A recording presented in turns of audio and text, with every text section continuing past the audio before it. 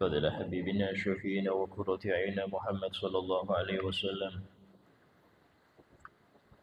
وجميع إخوانه من الأنبياء والمرسلين جميع الصحابة والتابعين وتابع التابعين لهم بإحسان إلى يوم الدين خصوصا المهاجر إلى الله أحمد بن عيسى وسلوكه المقدم محمد بن علي بعلوي وأصولهم وفروعهم ثم إلى الشيخ أبو بكر بن سالم وأصوله وفروعه ثم إلى مشهد وصول بلاد العباد الحبيب عبد الله بن علوي بن محمد الحداد رضي الله عنه وجميع أولياء والصلحاء المذكورين في هذا الكتاب المبارك خصوصا مؤلفه الحبيب أحمد بن سيد الحبشي وصل إلى من ربه ويسد أبو حسن بن أحمد بهرون وشيخه أبو ياسر محمد بن علي بن حسني وربما خالد بن حلوان أن الله يعلي درجات في الجنة ويدعو علينا من بركاتهم وأسرارهم وأنوارهم وعلومهم ونفحاتهم في الدين والدنيا والآخرة بسر الفاتحة.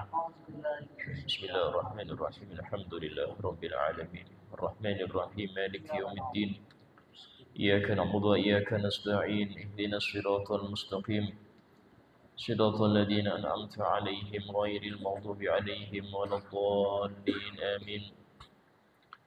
السلام عليكم ورحمة الله وبركاته.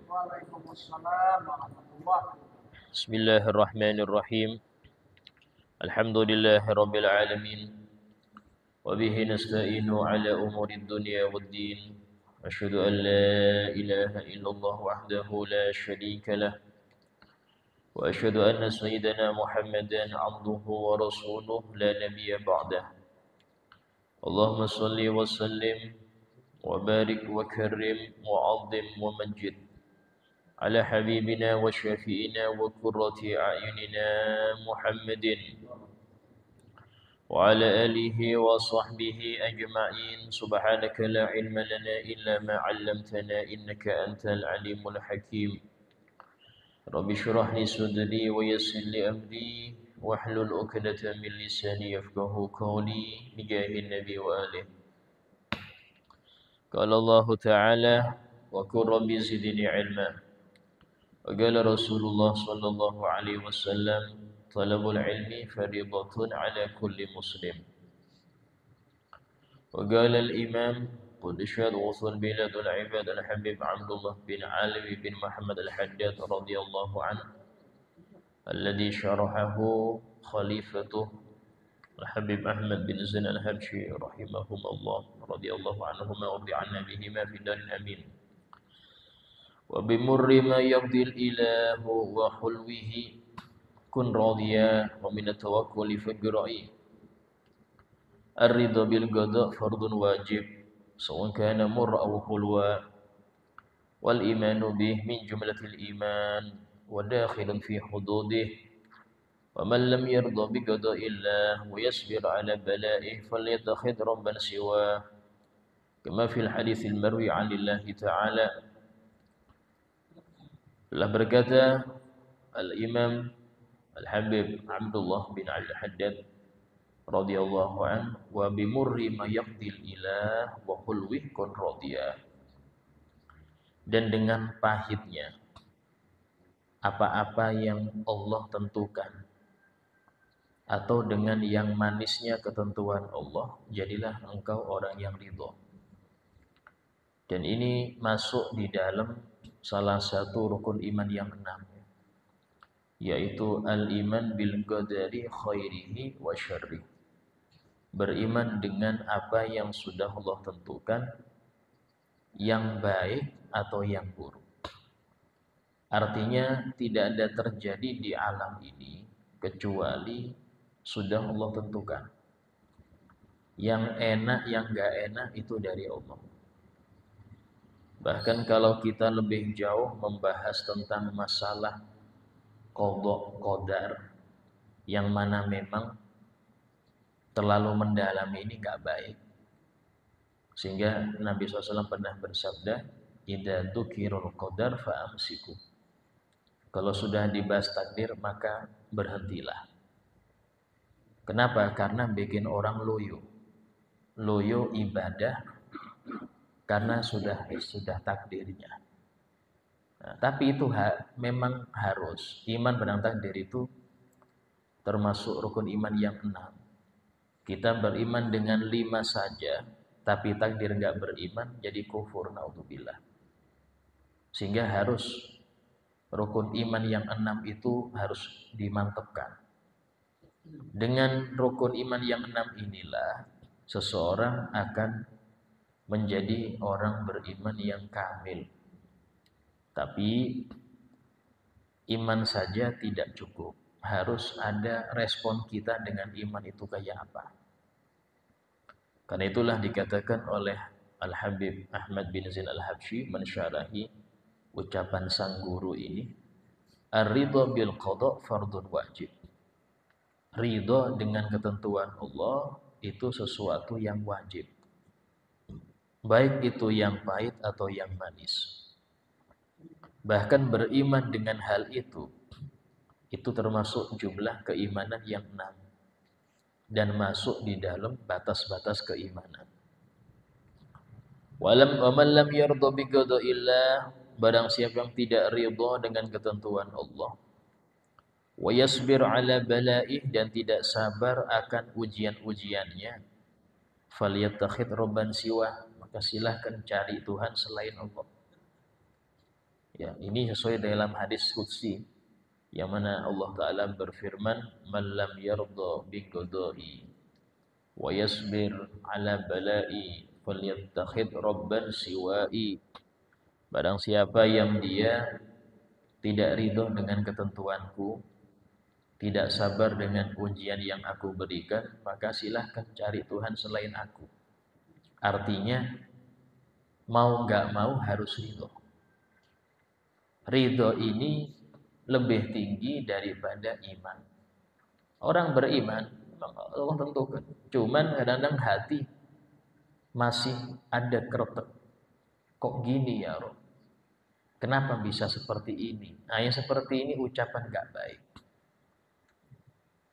Jaka kayak gini ya, jaka gini kayak gini nanti.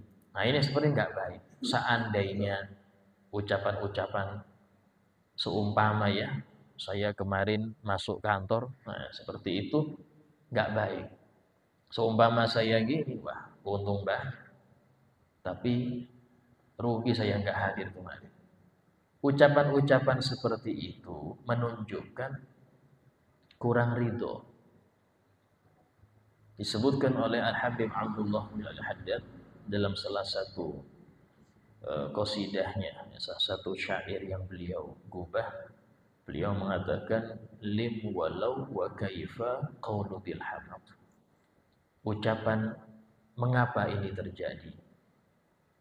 Ya, seumpama kayak gini pasti lebih baik. Bagaimana ini terjadi sementara saya sudah berusaha sudah gini? Kok bisa?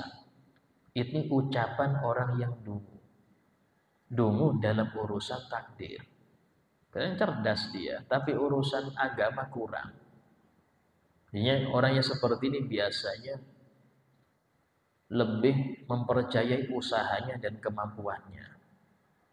Sehingga ketika nggak sesuai dengan apa yang dia perhitungkan, dia akan mengkritik hasil. Sehingga dalam hal ini, beliau mengatakan ini ucapan orang yang dungu. Ya'tarid 'ala Allah alladzi khalaq. Yang ucapan tadi itu menentang Allah sang penciptanya. Ucapannya tadi itu menentang Allah sang penciptanya. Seakan-akan dia beranggapan apa yang dia rencanakan untuk dirinya itulah yang terbaik daripada apa yang direncanakan oleh Allah. Seakan-akan rencana Allah nggak sesuai dengan keinginan kurang baik untuk dia. Bahkan lebih parahnya lagi, kayak dia lebih cerdas ngurus dirinya daripada Allah Ta'ala. Ini kadang-kadang ada ini orang-orang sifat seperti itu.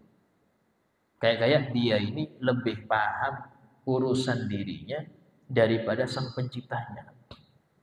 Sehingga dia kayak mengatakan, wah ini salah, harusnya kayak gini, harusnya. Ini ucapan gak baik. Ya, ini sering terlintas di benak-benak kita, ini kadang sering terlintas.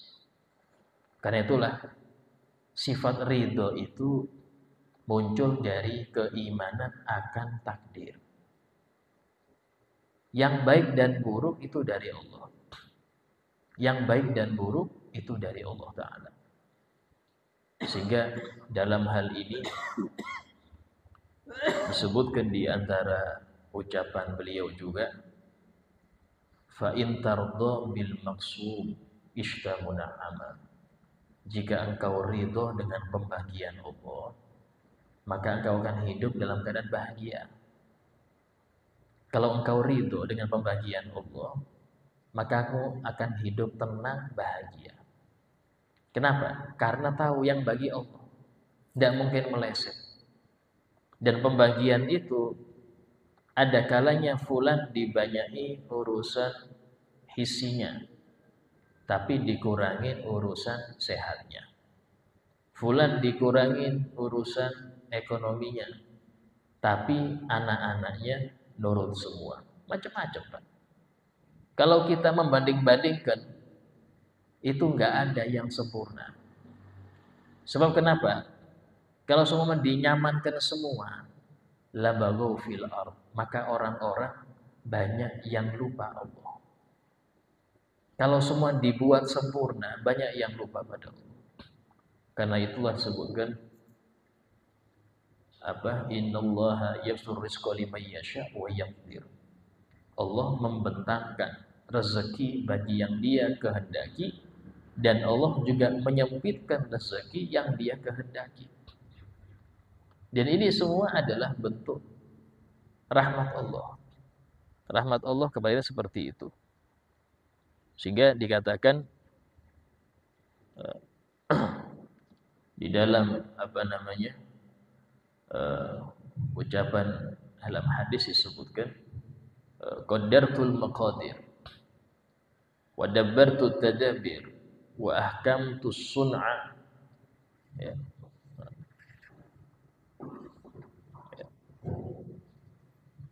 Disebutkan qaddartul maqadir, aku sudah menentukan semua ketentuan, kata Allah. Dan aku sudah mengatur semua yang sudah akan terjadi atau sudah terjadi, sudah diatur. Bahkan sebelum kita diciptakan itu, apapun yang kita kerjakan itu sudah final, sudah selesai.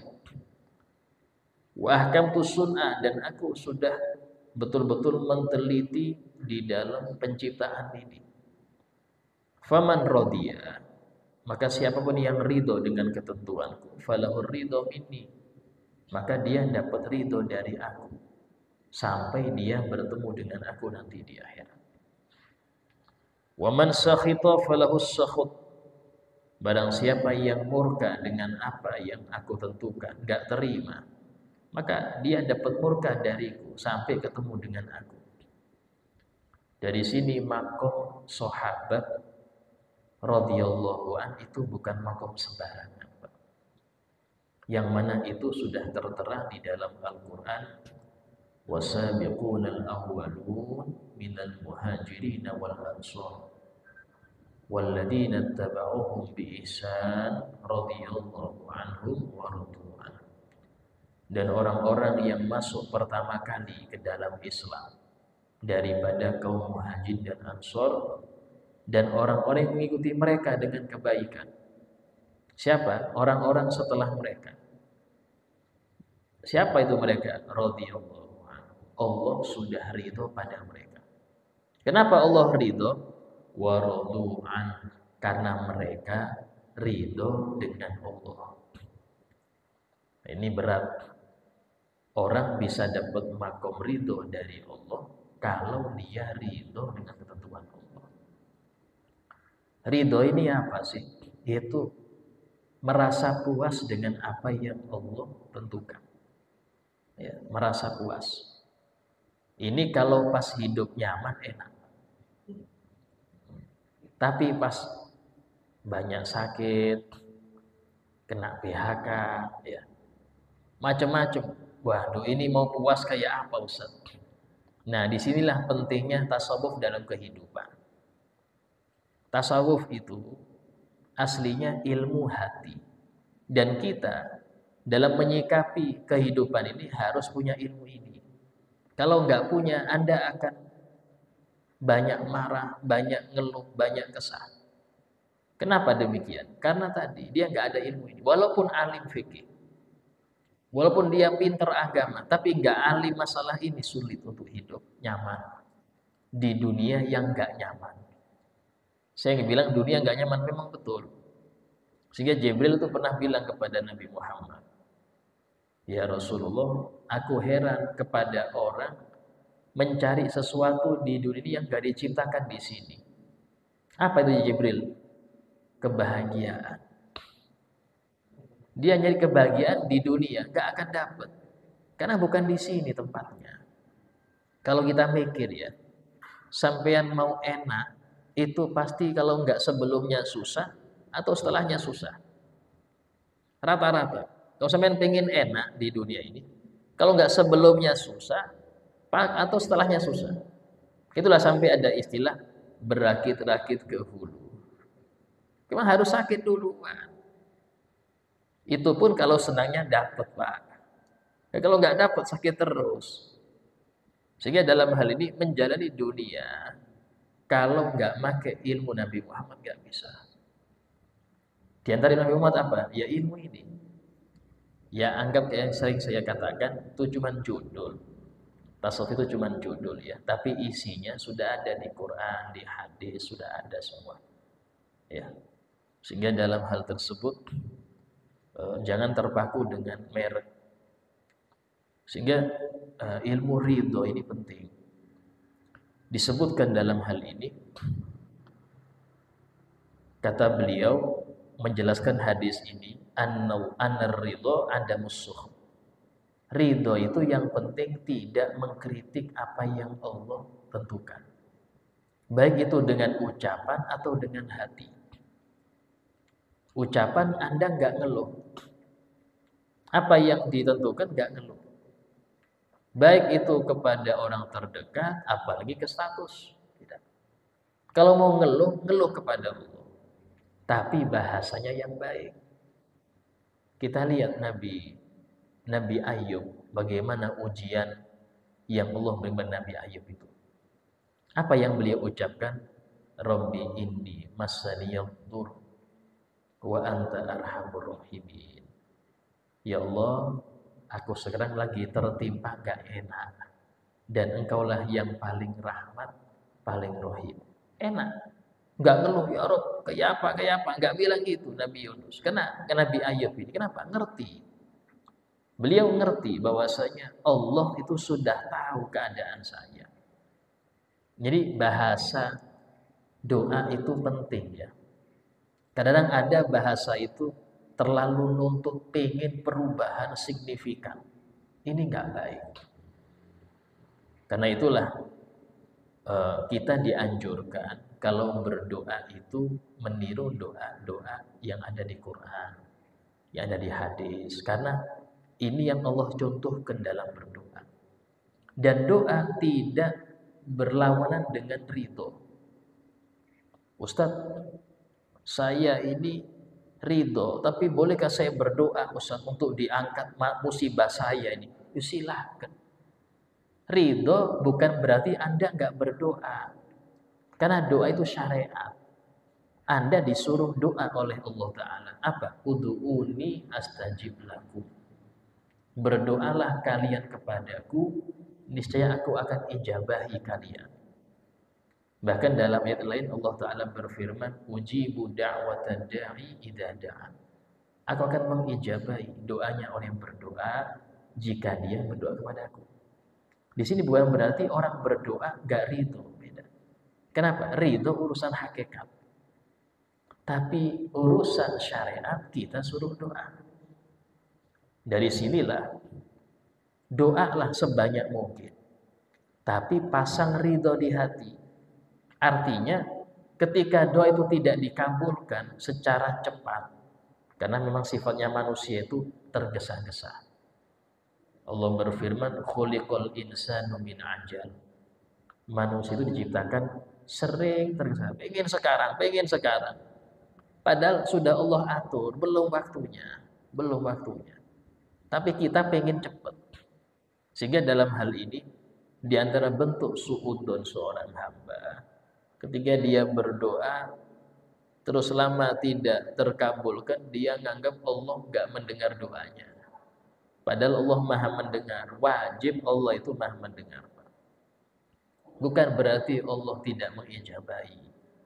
Bisa jadi Allah rindu rintihan Anda di tengah malam. Ini kalau dikabulkan nggak merintih lagi ini. Ini kalau dikabulkan tidak merintih lagi, selesai, sudah selesai urusannya, beres. Tapi memang sengaja Allah tunda-tunda. Kenapa? Agar pahala nangisnya dia, pahala pasrahnya dia itu tambah banyak di akhirat. Itu lebih besar, Pak. Pahala sabar, pahala ridho itu besar pahalanya. Sehingga kalau dikatakan oleh Al-Habib Abdurrahman bin Muhammad As-Segaf, beliau mengatakan dzarratun min a'malil batin afdal min jibal a'malud dhawahir. Satu atom, satu biji daripada amal batin, amal hati, itu lebih tinggi, lebih berat daripada bergunung-gunung amal zahir. Apa di antara amal batin itu? Ridho. Ridho dengan ketemu Allah itu amal batin, Pak. Karena nggak kelihatan, nggak ada gerakannya. Ini hati aja yang bergerak, ini hati. Sehingga dikatakan bahwasanya doa ya Nabi Yunus bagaimana, doa Nabi Musa ketika beliau dikejar pasukan Fir'aun gara-gara nempeling orang Mesir sampai mati. Ditempeling sekali langsung meninggal. Fawakazahu Musa faqadha alaih. Maka Musa menempelingnya dan langsung mati. Karena Nabi Musa punya kekuatan 40 laki-laki. Sekali tempeling kayak tempeling 40 orang sekaligus. Ya apa enggak mati, Pak? Akhirnya dikejar Nabi Musa. Dikejar itu sampai beberapa minggu beliau itu tidak makan. Nya bersandar nyampe ke kotanya Nabi Syuaib. Di situ beliau bersandar di bawah pohon dalam keadaan kelaparan. Ya, dalam keadaan nggak punya tempat untuk istirahat karena dikejar terus. Dan beliau hanya butuh sepotong roti. Butuh sepotong roti aja. Apa ucapan beliau? Nggak minta ya Rob roti, ya Rob, enggak gitu. Tapi lihat bahasa beliau. Rabbi inni lima anzalta ilayya min khairin faqir. Ya Allah, sesungguhnya aku sangat butuh kepada kebaikan yang Engkau turunkan kepadaku. Rabbi inni lima anzalta ilayya min khairin faqir. Ya Allah, sesungguhnya aku sangat butuh, sangat fakir kepada kebaikan yang Engkau turunkan kepadaku. Yang beliau minta cuma sepotong roti. Subhanallah. Singkat cerita, akhirnya beliau dipertemukan dua putri Nabi Syuaib yang sedang mengantri air. Akhirnya Nabi Musa yang membantu memberikan gembala-gembala kambing keduanya itu untuk diminumi air dari sumur. Karena itulah akhirnya dua putri ini bilang ke ayahnya untuk membalas jasa dari Nabi Musa. Temulah Nabi Musa dengan Nabi Syuaib, dapat makan, dapat tempat tinggal, bahkan dapat istri dari salah satu dua putri Nabi Syuaib itu. Ini bagaimana orang yang pasrah ya dan doanya baik, enggak nentukan, itu akan Allah balas berlipat-lipat. Asal pasrah dulu. Nah, dari sinilah ridho itu tidak bertentangan dengan doa. Silahkan Anda punya hajat doa, tapi tetap hati harus ridho dengan finalnya. Ini doa itu ikhtiar ya. Doa itu termasuk ikhtiar. Kadang-kadang yang sering kita ucapkan, usaha tidak mengkhianati hasil. Kadang ada seperti itu. Ini ungkapan gak sesuai aturan adab kepada Allah. Kenapa gak sesuai aturan adab? Karena seakan-akan dia mengatakan usaha inilah yang menentukan hasilnya. Yang menentukan hasil Allah. Sebesar apapun usaha Anda, kalau Allah bilang B, ya pasti B, Pak. Gak mungkin Anda ke A. Untuk apa? Biar Anda gak sakit hati ketika tahu kenyataan. Karena itulah sifat orang yang yakin kepada Allah. Kalau dia berhasil, dia tidak jumawa. Dia akan mengatakan, Alhamdulillah. Pujian kalian ini semua, itu untuk Allah, bukan untuk saya. Kami menentukan ini Allah. Itu loh. Ketika dia gagal, dia nggak putus asa. Kenapa? Karena dia akan mengatakan batasan saya sebagai manusia cuman usaha. Yang menentukan hasil adalah Allah. Enak. Besok usaha lagi. Beda kalau orang yang bertumpu dengan kecerdasannya, dengan gelarnya, dengan ijazahnya, dengan kekuatannya. Kalau dia berhasil, dia sombong. Siapa dulu saya? Gitu. Siapa dulu usaha saya ini. Kalau dia gagal, dia putus asa. Karena nggak sesuai hitungan dia. Kok bisa gagal? Kok bisa? Nah ini yang repot, Pak. Karena dia tidak mencampurkan Allah dalam usahanya. Padahal semua yang ngatur alam ini Allah, dia harus sadar itu. Nah inilah perbedaan orang yang kehidupannya itu dihiasi dengan ilmu tasawuf dengan yang tidak. Orang yang dihiasi tasawuf maka hidupnya indah. Dalam keadaan orang mandang dia susah, dia senang. Kenapa? Karena muamalahnya dia dengan Allah. Nah, ini orang-orang yang demikian kalau ada ilmu ini. Dikatakan oleh Imam Abu Darda radhiyallahu anhu, darwatul iman as-sabru lil hukmi war-ridha bil qada. Puncak keimanan seseorang hamba itu, Imam Abu Darda ini seorang sahabat yang beliau punya sahabat akrab namanya Salman Al-Farisi. Dua teman akrab, Sayyidina Salman sama Sayyidina Abu Darda. Sayyidina Abu Darda ini dalam riwayat manaqib yang disebutkan setiap hari itu berzikir baca tasbih subhanallah alhamdulillah wala ilaha illallah 70.000 kali. Tiap hari itu 70 kali subhanallah alhamdulillah. Ya jangan kira sahabat tuh enggak kurang zikir, mereka banyak zikir, Pak. Karena sifat enggak sedikit zikir sifat munafik. Sehingga sahabat enggak mau dianggap munafik. Nah, itulah mereka berlomba-lomba banyak zikir. Siti Umi Salamah istri Nabi itu sekali duduk 40.000 sholawat sekali duduk.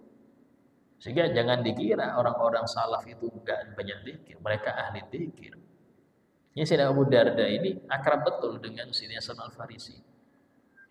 Dalam manaqib beliau, Sayyidina Salman itu pernah mengatakan, aku dan sahabatku Abu Darda ini pernah berjanji, ayo siapa yang pertama kali meninggal dari kita, ya harus ngasih kabar yang hidup. Wah ini perjanjian orang alim, repot lagi, Pak. Ya, siapapun yang meninggal dari kita yang pertama harus ngasih kabar yang hidup. Oh iya. Subhanallah, yang meninggal pertama Sayyidina Abu Darda. Ditunggu nih kabar. Belum seminggu ngimpi Sayyidina Salman Al-Farisi. Ngimpi sang sahabat Abu Darda. Dikatakan, bagaimana engkau dapatkan di alam sana? Kata Sayyidina Abu Darda, aku mendapati tawakal kepada Allah itu besar betul pengaruhnya di akhir. Tawakal kepada Allah itu sangat besar faedahnya di akhirat. Itu disebutkan oleh Sayyidina Salman di dalam ucapan beliau yang diriwayatkan oleh para tabi'in murid-muridnya. Nah, ini menunjukkan bagaimana orang kalau sudah bersahabat dengan nama Allah atas ketakwaan itu sampai akhirat nyambung. Kebalikannya, orang yang berteman bukan karena Allah, karena bisnis, karena teman nongkrong, karena saling syahwatnya sama, karena hobi macam-macam, itu Allah sebutkan al-akhillau yawma idzin ba'dhum li ba'din adu illal muttaqin. Orang-orang yang bersahabat, orang-orang yang akrab di hari akhirat nanti saling bermusuhan.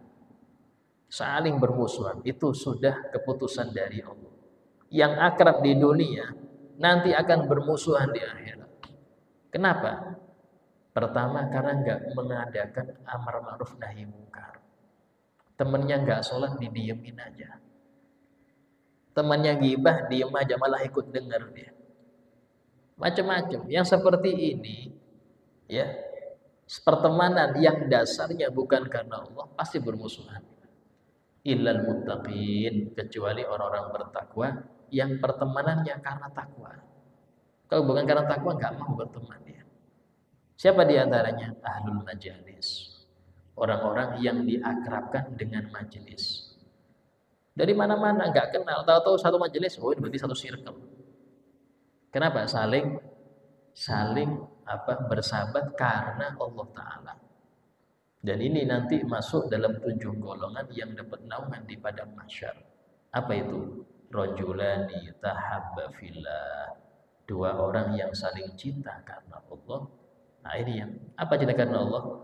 Karena dia mencintai orang yang dia sahabati tadi karena Allah cinta dia.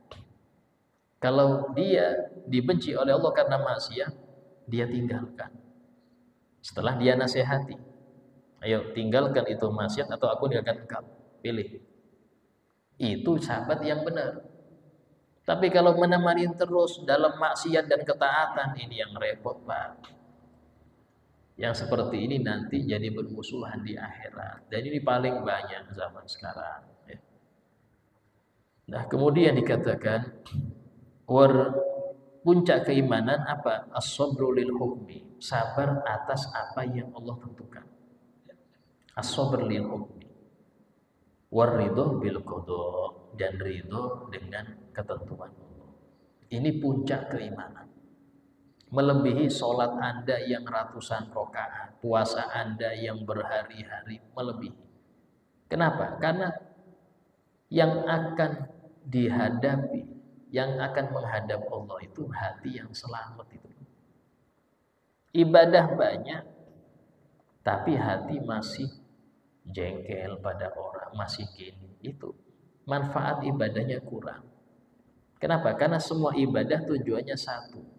Bagaimana man atallah biqalbin salim. Orang yang menghadap Allah membawa hati yang selamat.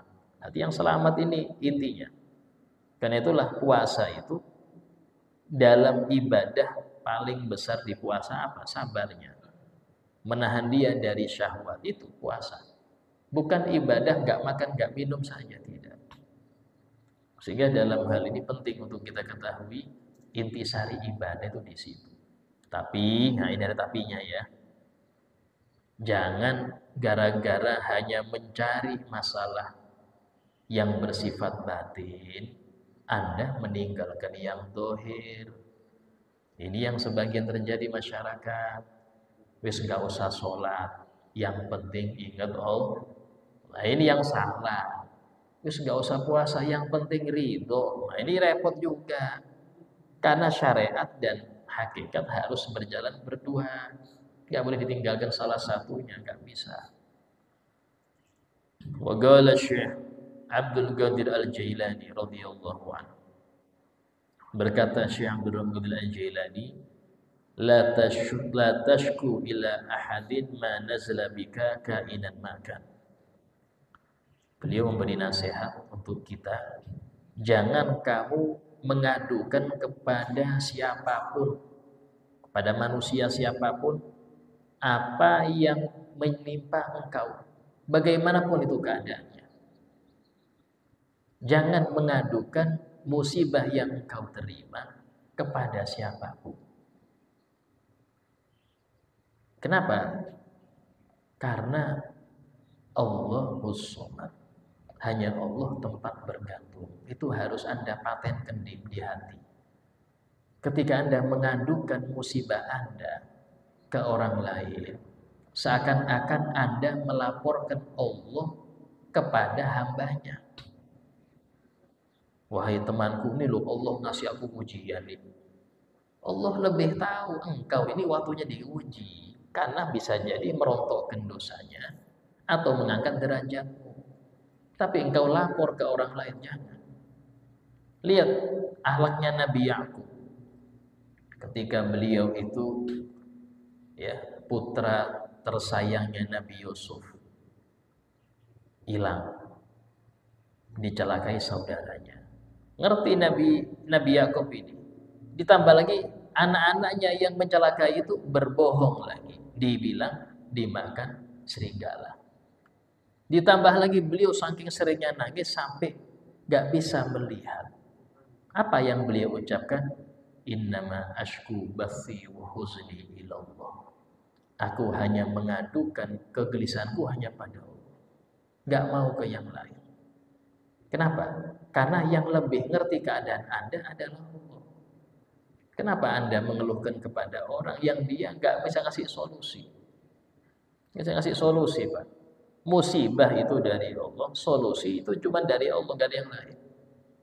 Sehingga dalam hari ini cukup adukan pada Allah.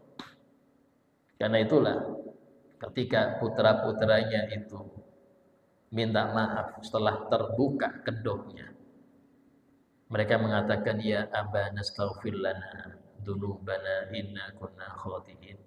Wahai ayah kami, minta ampun kepada Allah untuk dosa kami, karena kami ini banyak salah.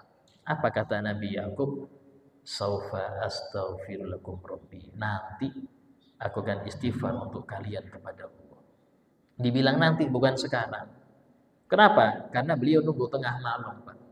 Nunggu menyendiri dengan Allah. Ini bagaimana sifat seseorang yang ridho itu demikian.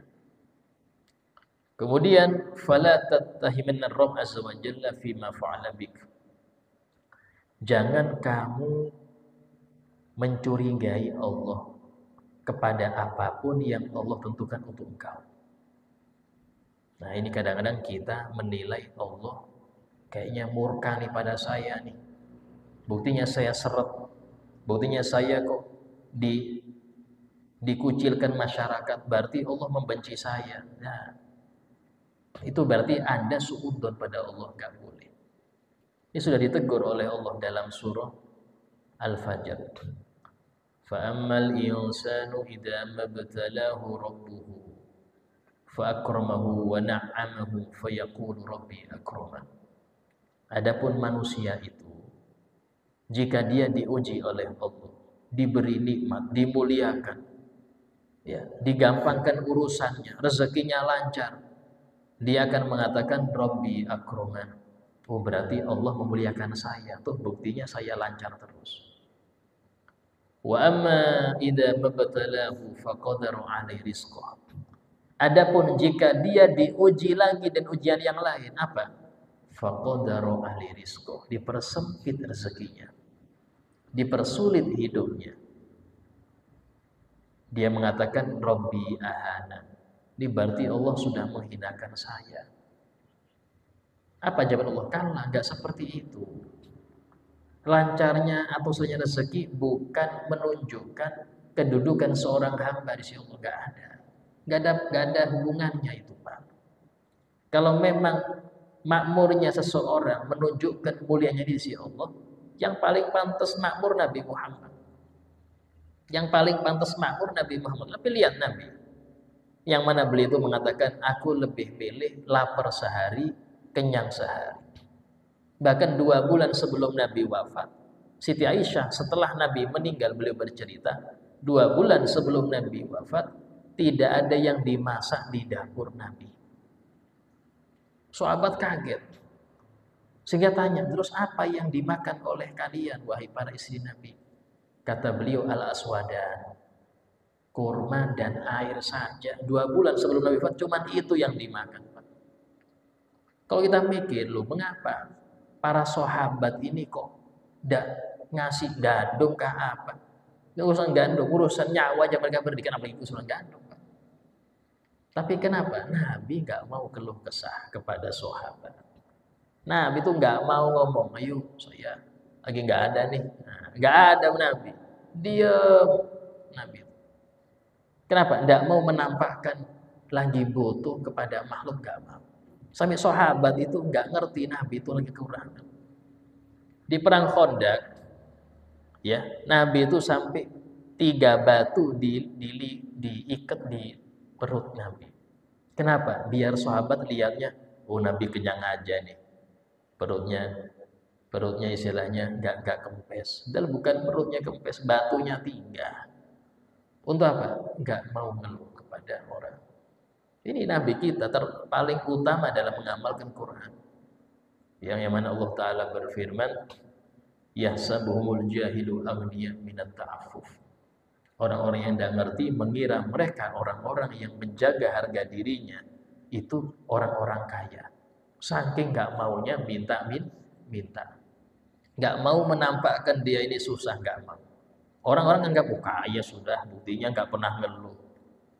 Itu di Al-Quran sebutkan. Nabi pertama kali yang amalkan. Ya, nah, sehingga dalam hal ini itu akhlak. Akhlak Quran seperti itu. Yang mana kita sangat jauh daripada itu. Sehingga kata beliau, apa kata Allah lanjutannya? Kalau enggak demikian, balla tukrimunal yatim. Orang yang terhina di sisi Allah adalah yang enggak memuliakan anak yatim. Itu berarti Allah menghinakan dia. Wala tahaduna 'ala ta'amil miskin. Dan tidak ada semangat memberi makan orang miskin. Itu berarti Allah menghinakan dia. Bukan orang yang fakir itu hina, tidak. Wa ta'kulu turasa akla lamma. Termasuk tanda Allah menghinakan dia ketika dia banyak memakan harta waris yang bukan haknya. Wa tuhibbunal mala hubban jamma. Dan dia banyak mengumpulkan harta serakus-rakusnya. Itu tanda Allah hinakan dia. Dari sini Allah jelaskan kaya atau miskinnya seseorang, sulit atau gampangnya hidup dia, tidak ada sangkut pautnya dengan kedudukan di sisi Allah. Jadi jangan kira orang makmur terus dia pasti di akhirat makmur lah. Jangan kira, Pak. Kenapa? Karena patokannya bukan di situ. Sehingga kata ulama mengatakan, jangan sampai orang ketika dia nggak punya harta, dia merasa terhina. Jangan. Karena itu menunjukkan dia merasa mulia kalau punya harta. Dan itu menunjukkan harta ada kedudukan di hati dia. Berarti dia cinta dunia. Itu aja sebenarnya. Kalau ciri orang gak cinta dunia, dia tetap dalam keadaan biasa saja, dalam keadaan gak punya duit, duduk di samping orang kaya, samping jabat, dia biasa saja. Itu bukan minder, gak enak saya gak punya apa-apa, duduk dengan mereka. Berarti Anda cinta dunia, Pak. Jangan sampai Anda merasa terhina karena gak punya apa-apa.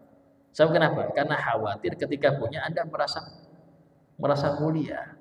Itu sudah patokannya seperti itu. Ketika Anda merasa mulia karena sudah punya, berarti dunia itu ada harganya di hati Anda. Berarti cinta dunia masih ada di hati. Nah, ini patokannya seperti itu ya. Dan kata beliau, jangan engkau suudzon pada Allah kepada apa yang Allah tentukan. Bisa jadi itu obatmu. Bisa jadi itu obatmu untuk sembuh. Kalau nggak diginikan nggak sembuh. Seorang pasien aja, ketika dokter bilang, Pak, ini saya harus diamputasi ya. Apa dia suudzon? Wah, dokter nih, bagaimana sih mau diamputasi? Kok nggak bisa makan saya diamputasi, nggak bisa jalan saya. Enggak, dia nggak ngomong gitu. Oh ya sudah dok, berapa biayanya? Bahkan bayar dia. Kenapa? Karena dia rasakan baik kepada dokter tadi itu. Prasangka baik. Harusnya manusia kepada Allah harus prasangka baik, Pak.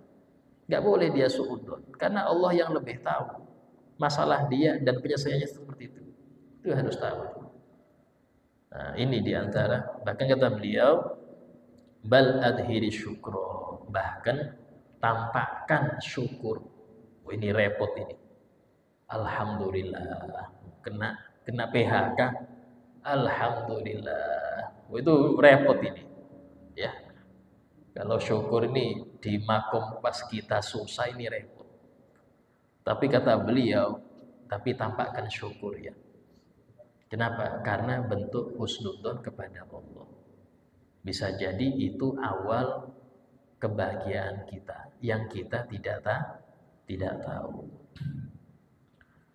Wa kadzalika, demikian juga tampakkan syukur ya ketika nikmat itu min ghairi nikmatin indak fi dhannika khairun minas shadiq fi akhbarik inda dhannika adamun nikmah. Menambahkan syukur ketika kita tidak dapat nikmat yang mana kita berprasangka ini adalah kebaikan ini. Ini saya di PHK ini kebaikan ini. Ini saya kena sakit ini kebaikan ini. Ya, itu lebih baik daripada engkau terlalu jujur pada cerita-cerita engkau karena engkau nggak dapat nikmat dari Allah. Terlalu jujur, artinya apa? Keluh kesah. Tuh saya ini banyak susahnya. Ya, cerita terus. Sudah harga-harga naik semua. Ya, uang pemberian dari suami ya segini aja, nggak bertambah. Ngeluh terus. Jujur dia, tapi nggak baik itu. Jujur dia nggak baik. Tampakkan yang baik. Ya apa kabarnya? Alhamdulillah. Dan untuk besok hari dimakan. Alhamdulillah. Ini Masya Allah. Yang seperti ini berat Pak. Tapi Allah Maha Tahu. Allah Maha Tahu. Gak mungkin Allah gak tahu keadaan Anda. Sehingga disebutkan ya, ucapan hasbunallah wa ni'mal wakil itu dzikir paling termasuk yang paling hebat. Hasbunallah, cukup bagi kami Allah Ta'ala. Wa ni'mal wakil, dan dialah sebaik-baik pengurus. Selesai sudah. Sebaik-baik pengurus, gak ada yang lain. Kalau Anda pasrah seperti itu, akan Allah mudahkan urusan Anda.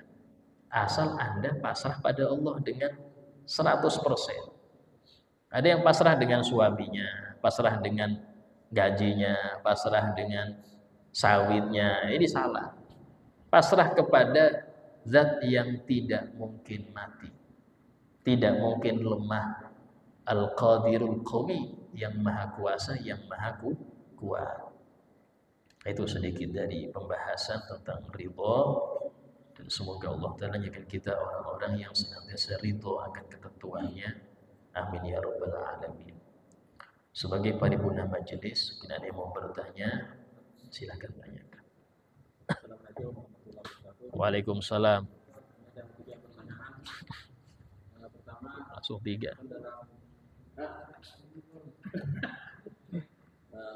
Kan dalam riwayat mengatakan bahwa di bulan Ramadan ini setan itu dibelenggu. Nah, tapi kenapa sering terjadi kemungkaran orang berpuasa suka marah-marah karena itu dari setan. Dari setan itu dibelenggu. Nah, jadi ini penjelasannya benar. Kedua, masalah salat di tempat kami rutin sholat tarawih ya ada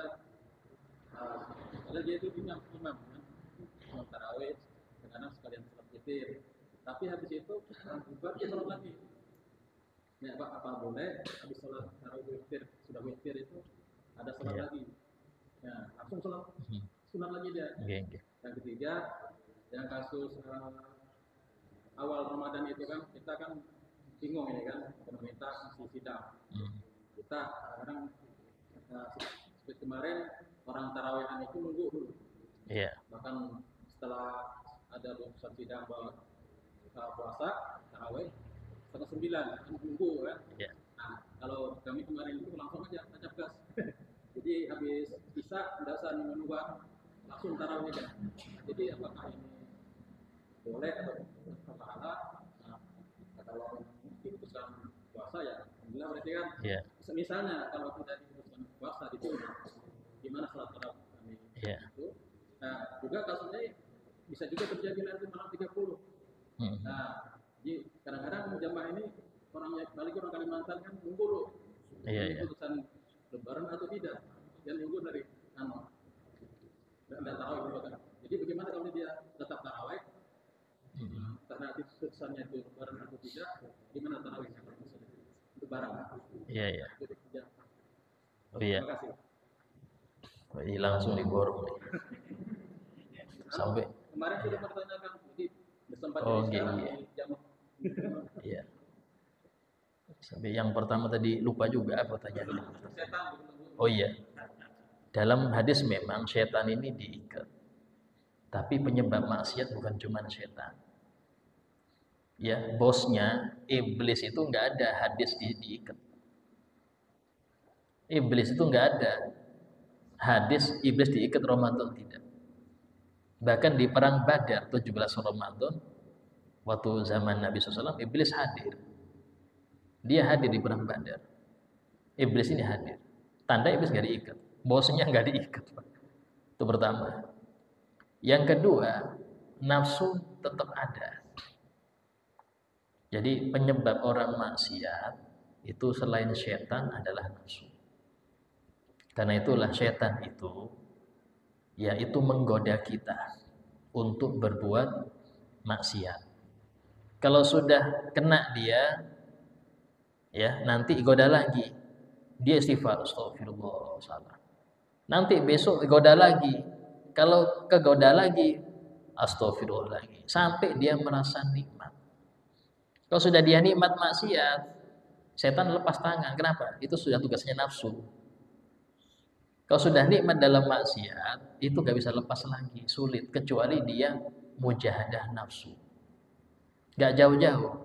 Godaan Facebookan. Ya kalau nyari ilmu gak apa-apa sih. Tapi paling ilmunya cuma setengah menit. Ya 1 jamnya lain sudah. Scroll ini, scroll itu. Kalau sudah nikmat, setan lepas tangan. Kenapa? Nafsunya sudah yang akan ngejar. Kalau sudah nafsu itu repot. Kecuali kita yang melawan diri kita itu. Karena nafsu di diri kita. Marah itu bisa karena nafsu dengan setan. Kalau orang itu bisa menahan awal-awal, itu setan yang ini. Tapi kalau sudah dia terbiasa, itu sudah nafsu sudah. Ya itulah melawan nafsu lebih berat daripada setan. Sampai Nabi bersabda, "A'da aduwi nafsuka alladzi baina jambai." Musuh buyutanmu adalah nafsu yang ada di dirimu itu. Paling berat, Pak. Kenapa? Karena yang kita lawan diri kita. Kalau setan ada, bisa kita kelayai. Maksudnya ini bukan setan lagi, ini diri kita. Sehingga sampai dikatakan ketika Nabi SAW itu pulang dari perang Badar, yang jumlah muslimin cuma 313 melawan orang kafir 1000, dengan kemenangan muslimin di bulan Ramadan, puasa lagi tanggal 17 Ramadan, itu Nabi mengatakan roja'na minal jihadil asghar ilal jihadil akbar. Kita sekarang pulang dari jihad kecil menuju jihad yang besar. Kata sahabat bingung, ya Rasulullah, apakah ada jihad yang lebih besar dari perang Badar yang kita waktu itu enggak makan minum, jumlah senjata sangat minim, kita sepertiganya orang kafir?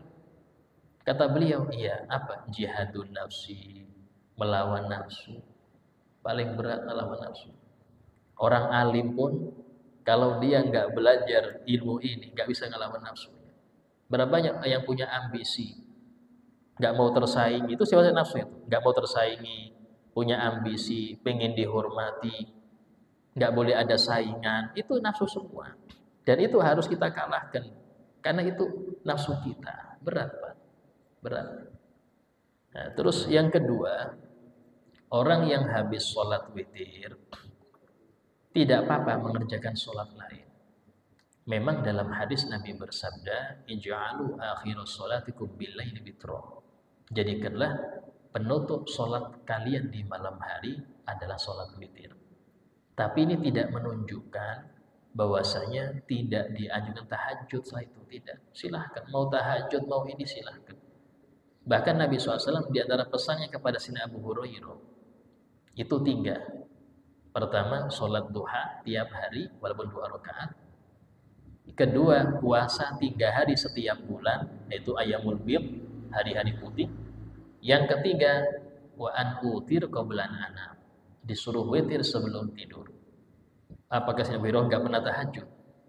Wah, ahli tahajud beliau. Tapi tetap karena wasiat Nabi suruh witir sebelum tidur, beliau laksanakan. Menunjukkan apa? Menunjukkan tidak masalah sholat setelah witir itu tidak apa-apa. Bahkan Anda mau terawih lagi 20 lagi, oh silahkan. Di Yaman itu bahkan setiap malam itu ya, itu kalau nggak sampai 5 kali terawih di 5 masjid berbeda. 5 kali terawih. Guru saya Ustaz Kaimuddin pernah waktu ke sana Ramadan. Beliau waktu itu di Masjid Al-Muhdor, sholat tarawihnya agak malam, jam-jam 11. Itu ada Habib Salim Syatiri, Allah yarham, hadir. Kata yang lain, ini Habib Salim ini yang ketiga ini tarawihnya. Tarawih yang ketiga di Masjid Al-Muhdor. Nanti habis gini tarawih keempat dan kelima. Tiap malam, Pak. Yang kalau mau milih fadol, saya mau milih yang tengah malam, silahkan tidur sebelum habis isya tidur, enggak apa-apa. Nanti jam 12 hadir yang mana.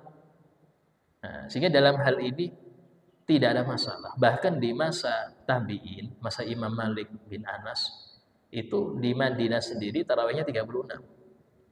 Tarawihnya 36. Madzhab Maliki tarawihnya 36. Ya, sehingga dalam hal ini tidak masalah untuk kita menambah sholat walaupun setelah witir. Tapi tadi ya, hadis tadi itu menunjukkan kesunahan bukan kewajiban. Kesunahan bukan kewajiban. Terus yang ketiga, ya. Oh, enggak apa-apa. Enggak ada masalah, enggak masalah. Bahkan tahajud harus tidur. Kalau enggak tidur enggak bisa tahajud.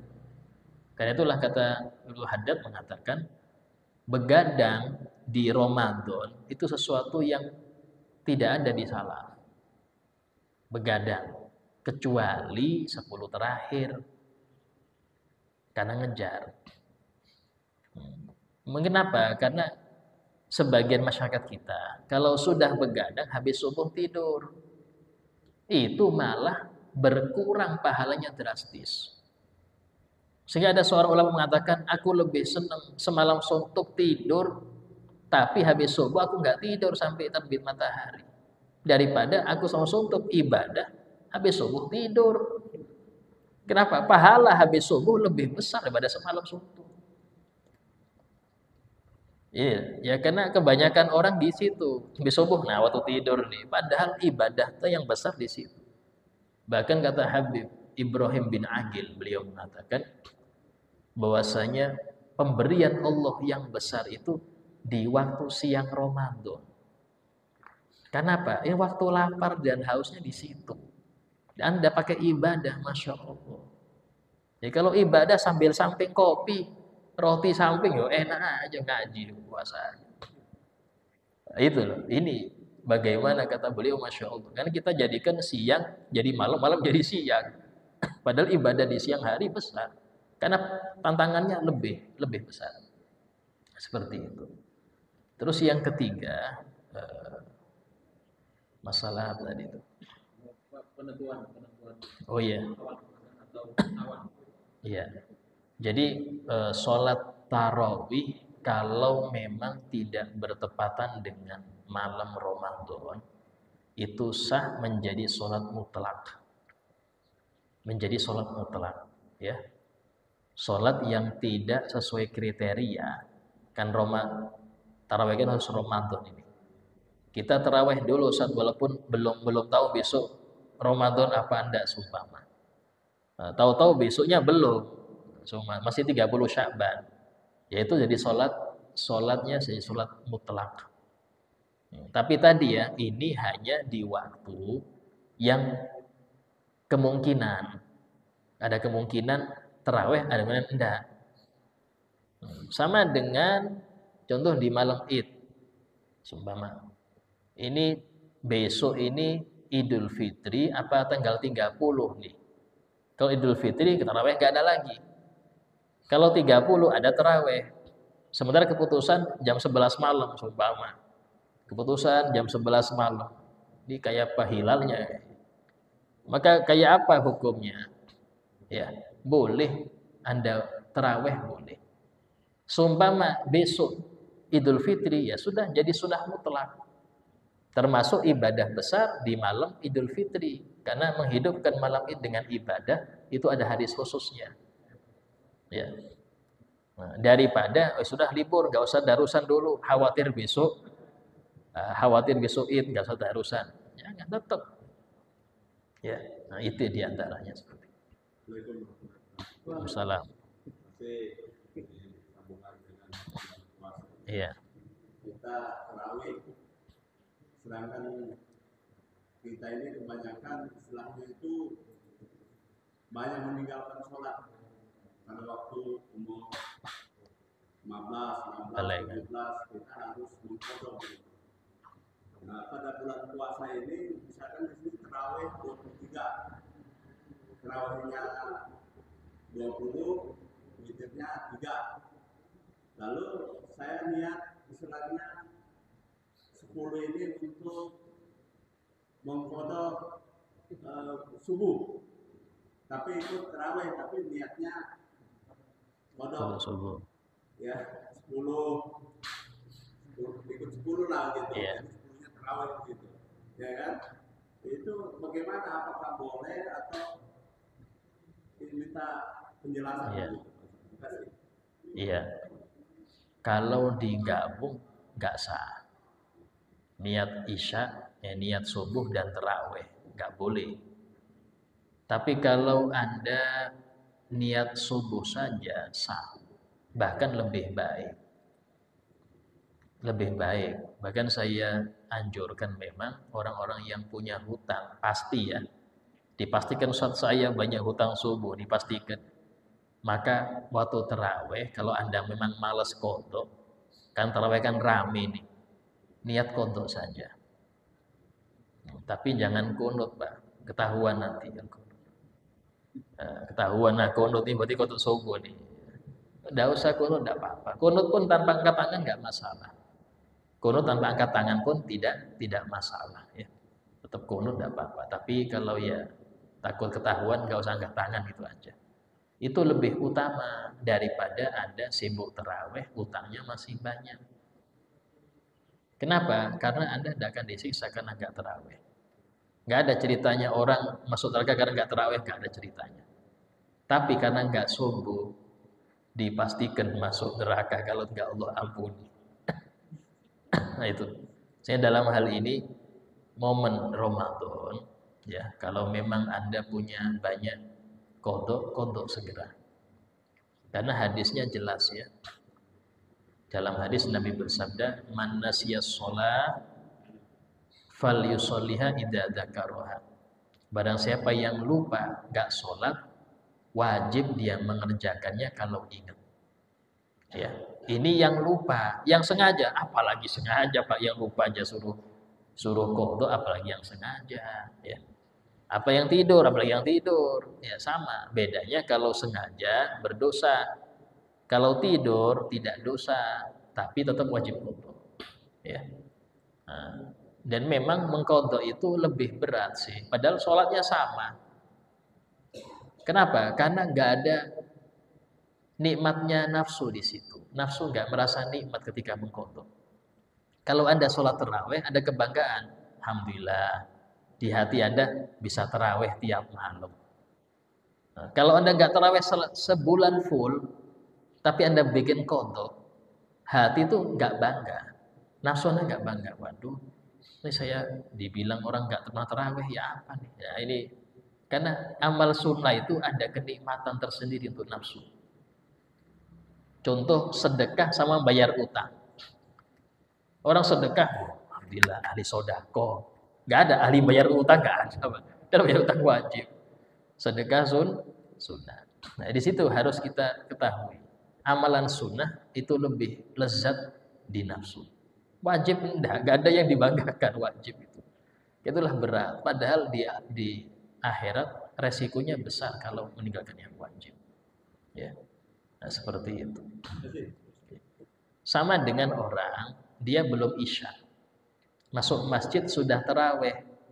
Maka kalau nggak ada teman untuk isya berjamaah, silahkan Anda jadi makmum orang sholat taraweh. Anda isya, imamnya taraweh. Imam salam, Anda tambah 2 rakaat. Itu lebih baik daripada sendirian. Kalau sendirian, itu Anda nggak berjamaah. Tapi kalau Anda berjamaah, Anda lebih mending. Walaupun tidak sebesar pahala kalau sama-sama isya. Jadi tengah-tengah orang berjamaah dengan orang yang sholat beda itu tengah-tengah antara sendirian dengan berjamaah yang sempurna. Itu lebih baik ya. Niatnya imam. Kalau imamnya taraweh kita isya. Niatnya tetap ke imam. Ya tetap. Tapi niatnya tetap isya. Ya. Usolli fardhul isya abarakaatin makmuman lillahi ta'ala. Tetap. Tetap. Kenapa? Karena yang penting gerakannya sama. Nah, kalau imamnya sholat jenazah nggak boleh sampai sholat asar Pak, nggak bisa. Imamnya sholat jenazah sampai asar, ya apa mau ruku. Nah, tapi kalau sama gerakannya silahkan, walaupun beda beda rokaat ya, nggak apa-apa. Seperti itu. Alhamdulillah. Sebab apa yang kita sampaikan semoga bermanfaat dan semoga kita menjadi orang yang istiqomah di dalam menjaga hati dan mengikuti syariat. Amin ya rabbal alamin. Ala hadiliyah wa kulli niyatin salihah. Al-Fatihah.